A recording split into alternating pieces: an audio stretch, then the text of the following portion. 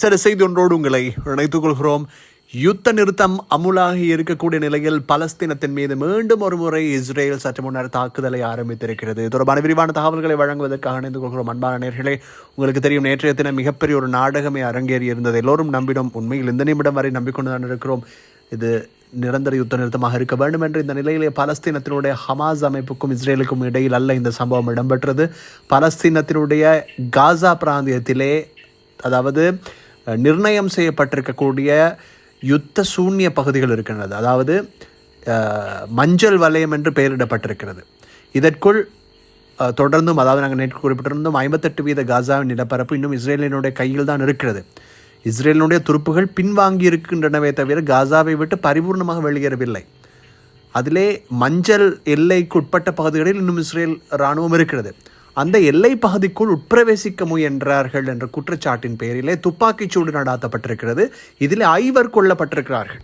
இன்னும் சில அறிவிப்புகள் 9 என்று குறிப்பிடுகின்றன. ஆனால் காசாவினுடைய மருத்துவ அறிவிப்புகளின் பிரகாரம் இன்னும் பலர் காயமடைந்திருக்கலாம் என்று கருதப்படுகிறது. ஐக்கிய நாடுகள் சபை உடனடியாக இதனை வன்மையாக கண்டித்திருக்கிறது. அது என்னமோ நாங்கள் குறிப்பிடுவோம் இல்லையா, நீங்கள் சமாதானத்தை கட்டுப்பிடித்துக் கொள்ளுங்கள், நாங்கள் அடிப்போம் எப்போதும் வேண்டுமென்றாலும் எமக்கு தோன்றுகின்ற போது என்பது போன்றிருக்கிறது.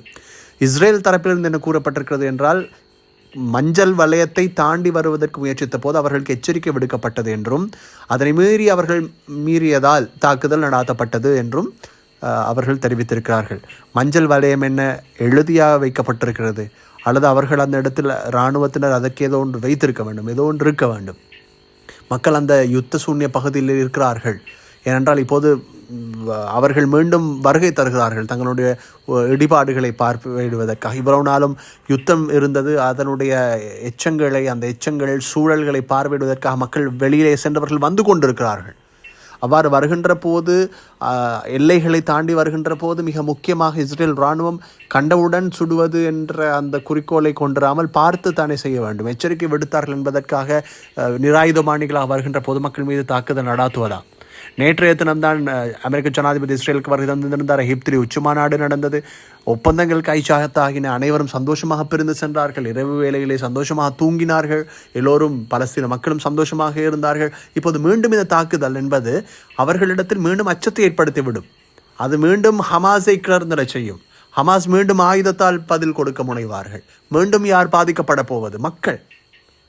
ஏன் இப்படி எருமை மாட்டுத்தனமாக நடந்து கொள்கிறார்கள் என்று கேள்வி கேட்க தோன்றுகிறது. ஆனால் அது ஜனநாயக ரீதியாக அந்த வார்த்தைகள் எல்லாம் எங்களுக்கு பிரயோகிக்க முடியாது என்பதனால் தவிர்ந்து கொள்கிறோம்.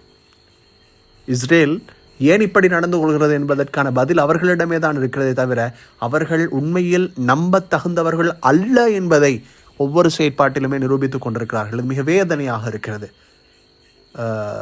மிக முக்கியமாக கிழக்கு காசாவில் தான் இந்த சம்பவம் இடம்பெற்றிருக்கிறது. அந்த சம்பவத்தையும் நாங்கள் இந்த நேரத்தில் உங்களோடு ஞாபகப்படுத்திக் கொள்ள வேண்டும்.